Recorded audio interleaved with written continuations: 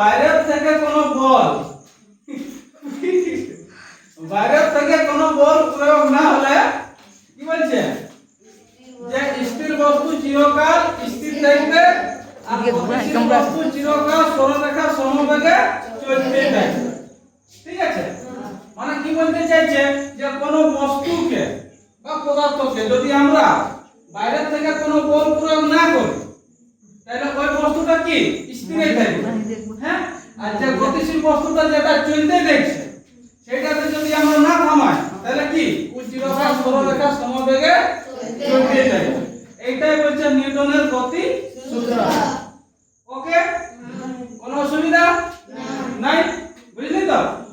আরেকবার বলছি দেখ, নিউটনের প্রথম গতি সূত্র কি বলছে যে বাইরের থেকে প্রযুক্ত বল, ঠিক আছে, যে বাইরের থেকে বল প্রয়োগ না করলে, প্রযুক্ত বল বা প্রয়োগ না করলে, ঠিক আছে, বাইরের থেকে কোনো বল প্রয়োগ না করলে স্থির বস্তু চিরকাল স্থির থাকবে আর গতিশীল বস্তু চিরকাল সরলরেখা সমবেগে চলতে থাকবে।